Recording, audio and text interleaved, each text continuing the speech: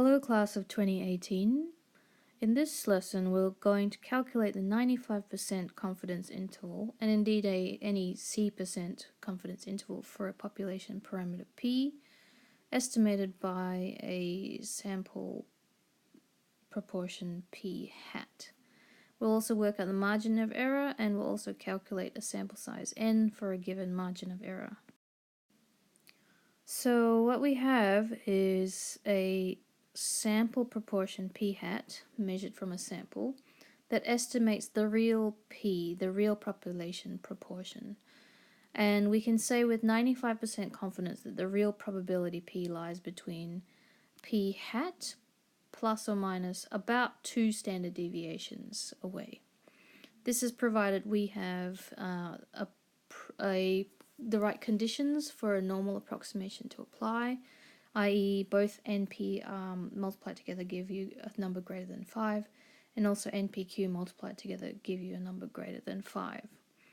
So just to give you a little bit picture of it, you might have a real proportion of 0.5 for example, the long-term probability of all coins being tossed should give you a 50-50 chance of tossing a tail.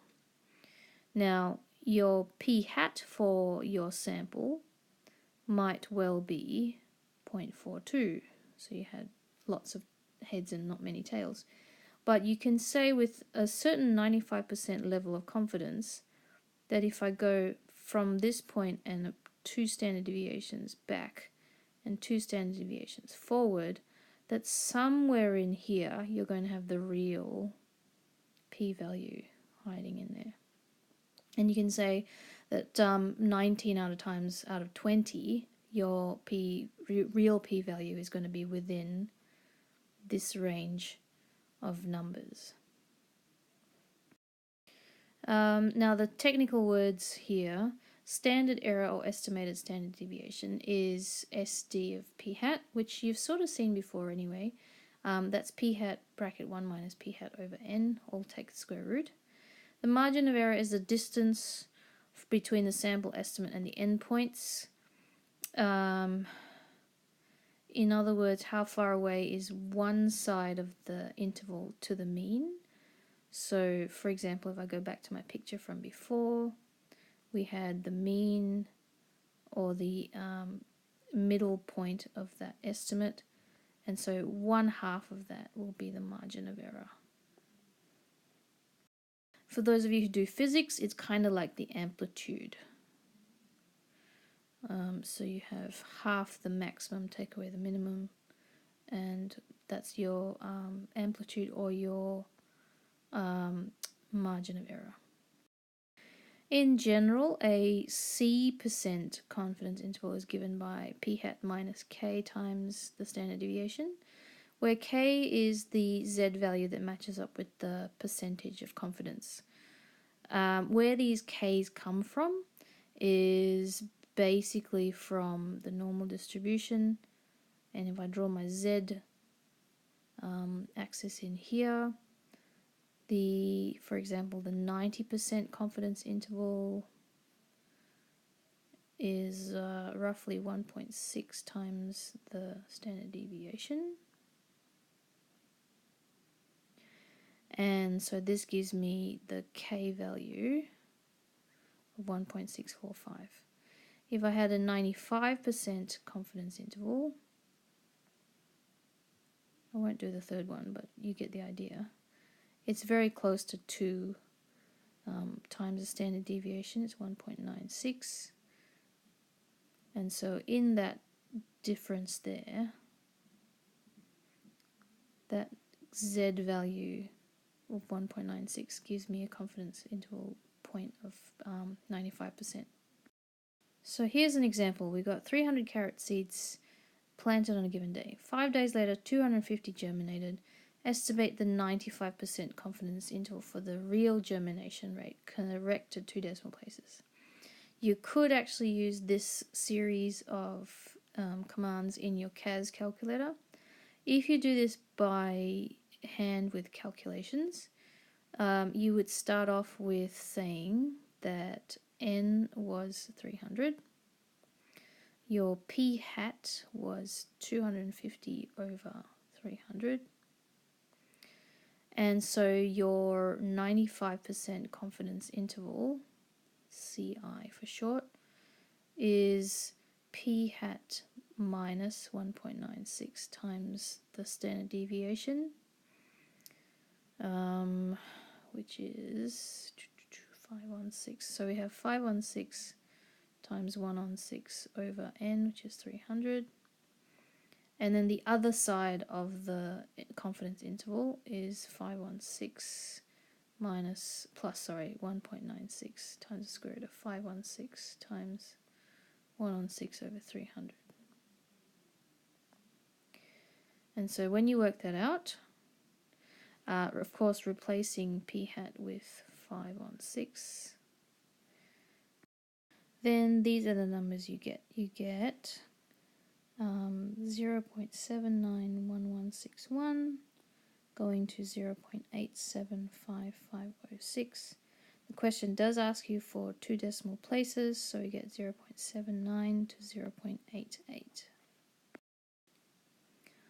Alright, so here we have to find a sample size n required to achieve a margin of error of 2% in an approximate 95% confidence interval for the real proportion p, where the sample proportion is p hat, which is 0.7.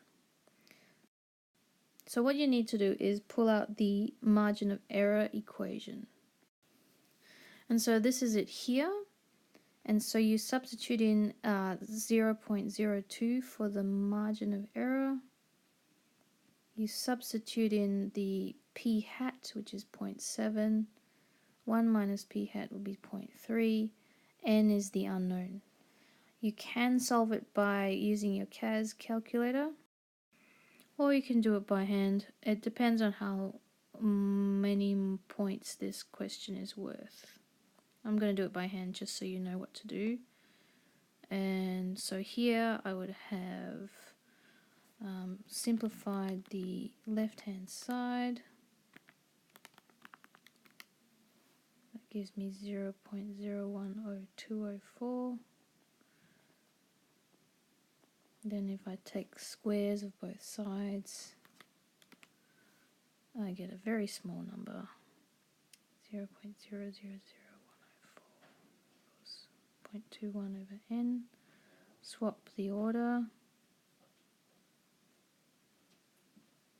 and so then I get 2016.84, which I round to the nearest whole number. And yes, you would have gotten the same thing from your CAS calculator.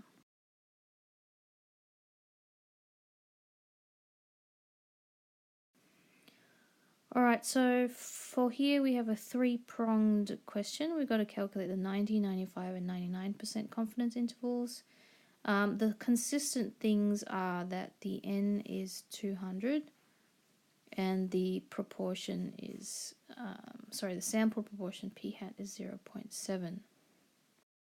So here's the general formula. The confidence interval for various percentages is p minus k times the square root of p hat 1 minus p hat over n, and p hat plus the same thing over n again. So I will write them out, but I'm not going to show you how to work it out because it's just repetitive, but I'll just tell you the answers. And this works out to be 0.646701 to 0.753299. And if we repeat the process for the 95% confidence interval, then we have a 95% confidence interval, which would be 1.96. And so then you'd have 0.63649 and 0.76351. And then if we repeat the process for the 99%, then your 99% one multiplies with 2.576, and you get 0.616534 and 0.783466. So here are the three different confidence intervals altogether, and you can hopefully see that as your percentage increases, the width of the confidence interval expands as well. So you can see, hopefully,